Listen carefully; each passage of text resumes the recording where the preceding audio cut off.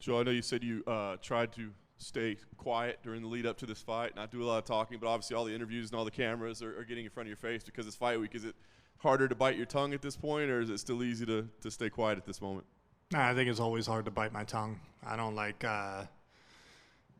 holding what I have to say and how I feel, you know what I mean? But I can't really say I'm feeling.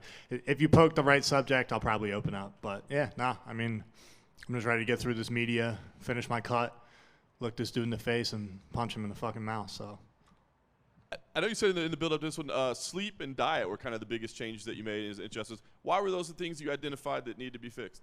Yeah, I mean, to be just 100% honest, I did not have enough carbs in my diet, so I was always in a deficit, and I was pushing 22 to 2,400 calories a day in camp with training. Like that's what I'm sweating, and not including like what I'm sleeping off. So I was probably in the 100 to 150, and I would eat that after training.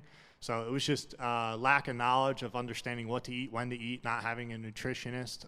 And then so I really got to work with the UFC's people, with Glenn.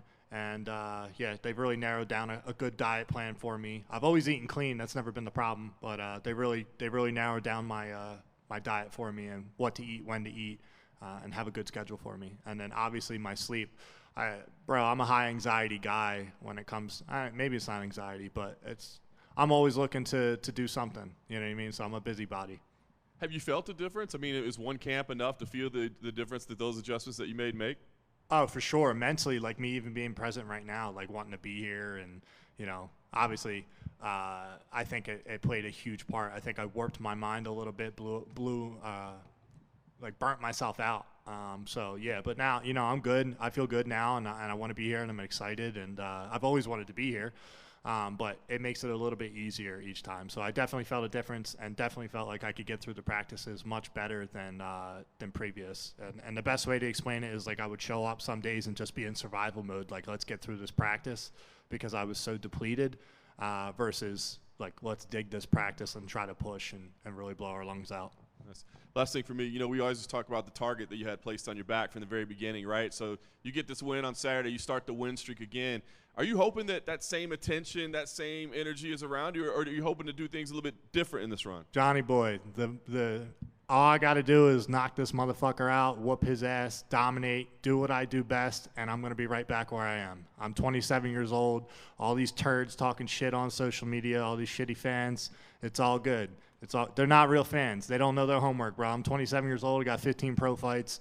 I'll go out there. I'll do my thing. I'm not going to change who I am. I'm still going to talk shit. I'm still going to be a jerk off. And, that's how it is. So you don't like me, don't fucking ask me a question. You know what I mean? Like, don't follow me. It's the weirdest it's like the weirdest click ever dealing with the downside of a loss. Like, I put my body on the line, my health and all these things. I go out, I fight a guy. Everybody's acting like I got knocked out or I got choked out or something. It's like, bro, I lost a decision and I lost by 1 round. And in the 3rd round, got hit in the eyeball, couldn't see the guy for the rest of the fight. You know what I mean? So it's just people's like delusion. It's like I lost by that much. And the dude's got 17 UFC fights. That was my 5th one. And I'm out there performing at that on my 5th fight. So yeah, no, I'll be right back where I belong. Trust me. Joe, over here.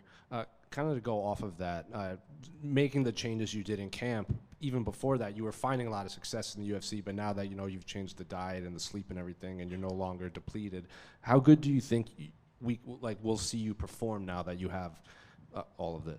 I don't know. That's why I'm fighting. I want to find out how far I can take this, right? So I have the speculation that I fix things just based on how I feel, but we don't really know, bro, until the fight's going and we're exchanging, and we'll see how I feel. I think people are being a little bit dramatic with how bad my cardio is. Look, I made it through 2 sessions of 5-minute rounds my last camp for Jack, and it's not why I lost. The man had a better game plan. He stuck to it, right? But I was sick from December 22nd till January 21st with one of the worst. I had no idea what I had. I was coughing up phlegm, coughing up blood. Brendan Allen came up to help me and everything, and I was dead sick. I was dead sick even on the Joe Rogan podcast on January 17th, and then I still fought, February 10th? So, bro, I had like 2.5 weeks where I wasn't dead sick. My coaches wanted to pull me and everything, and I it didn't bother me. I still was like, man, I think I could beat this guy. Like, I believe it. I can knock him out. I can do this. I can do that. And we took the chance. So even in the loss, I'm still getting attention and I'm still learning. You know what I mean? So ain't nothing changed over here, bro. The only thing that changed was the social media world, but nothing's changed in my heart. Nothing's changed in my mind. Is the social media part what you were referring to, that you have to bite your tongue about? Yeah, 100%, bro. We live in a woke fucking world, a bunch of little weak bitches. So I just, I don't have much respect for a lot of people that have to bite their tongue because it's the social norm. Social norms doesn't make it right. So yeah, I mean, there's a lot of shit that I don't fuck with. Looking at this fight specifically, you know, Marc-Andre is pretty well known to being a very durable guy. Like, usually when you get in there, it's three hard rounds, 5 rounds. You're obviously famous. He's fought 5 rounds? Not 5 rounds. I was going to say, like, you fought 5 rounds. He's done a lot of 3 hard round fights. You obviously kind of blew up on the internet when you broke Francis's punch record. So when you have a guy like yourself who hits harder than almost anyone in this division against a very durable guy like Marc-Andre, what kind of fight are you expecting? I think his durability is blown up. I think he's got a lot of heart. I think he is durable, yes, but I don't think that I don't think it's like a staple that you guys should be putting on. I'm not saying you guys, but like just people in general, like the narrative, he's a durable guy. Listen, are you talking about his skills? Are you talking about his punching power? Like, cool, he fights boring fucking decisions. Chris Curtis' fight was terrible. And it wasn't Chris Curtis's fault. Like, Chris was doing his thing. It's just, I feel like styles make matches, right? I think he's a good dude. I think he's a tough guy. I've heard that he's a nice guy. He's a good guy. You know, but we're going to fight. And, yeah, I don't care how fucking durable you think your chin is, bud. When I crack you, if I get a clean one, I will hurt you. Look at Jack. I didn't hurt him, but he still said I was one of the hardest people to hit him. So it's just, I need to get a clean one, man. I was doing good that fight, throwing combinations, and then, you know, Mark's a totally different fighter. He's a veteran. I think he's been in this, you know, the game for a while, and I got respect for him. You know what I mean? I'm not his friend, but I got respect for him, and I think he's tough. So that's all I can say. I don't think he is got a set of skills that I'm going to be like, oh my God, I can't deal with this. He's going to try and push forward. He's going to try to make it ugly. He's going to want to clinch. He's going to want to throw uppercuts. He's going to want to throw shitty knees and some elbows, and he's going to be tough. He could beat me that way, right? He could if I let him dictate that, but he's also a guy that's willing to exchange with me, and I'm going to catch him inside there. That's what I do. I do great when people get aggressive. So if you look at how Jack fought me, he hit, ran, so, and then he took me down. And then final one for me. Can I just get your thoughts on the main event between Alex and Jiri? Bunch of fucking voodoo shit going on. I don't know. Yeah, I mean, I'm bummed out. I wish it was Connor. I like Jiri. I like Alex. I think Alex is just becoming, you know, huge in the sport. It's his presence. It's the way he carries himself. He's not so socially open. You know what I mean?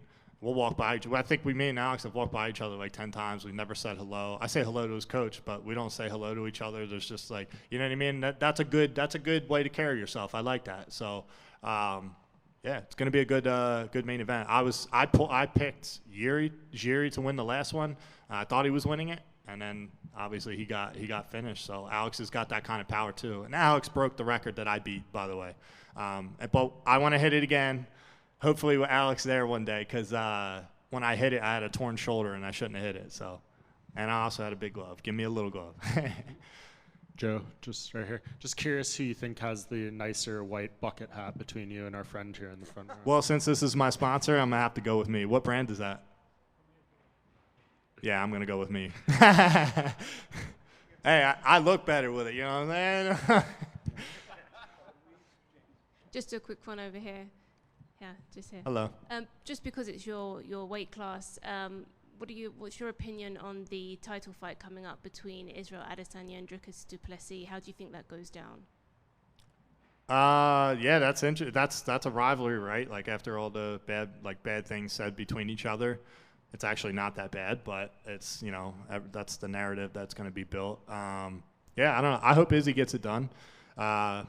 I've been watching Izzy for a long time. Dricus I haven't watched as much, but he's tough. You know, two guys that don't like each other is always a good fight.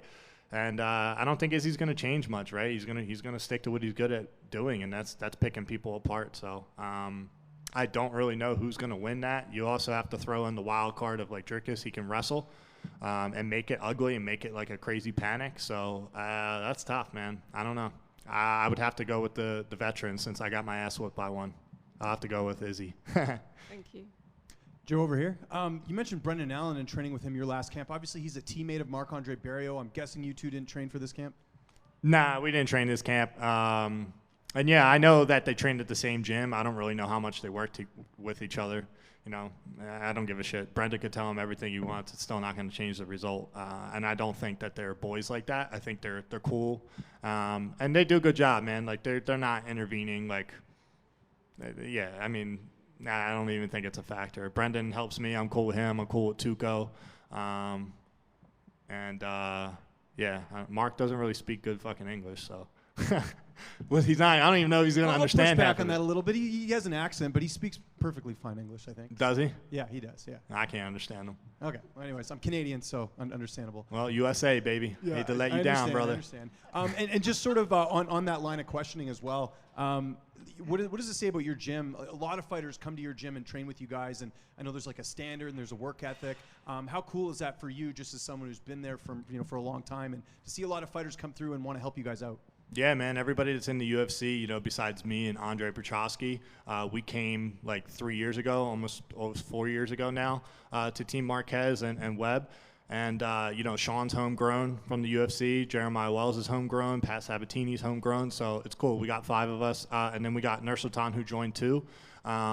And, you know, so we're all building a team, and that's what we want, right? We want that camaraderie. Like, you got all these big name gyms, and there's not a lot of one-on-one attention in those gyms. But, you know, we get a lot of one-on-one looks. We got a lot of good coaches that give us individual time. And, yeah, I'm proud to be a part of it, man. These guys are selfless. Like, they lose money coming out here most of the time because we're not, you know, champions making crazy money yet. But, you know, time.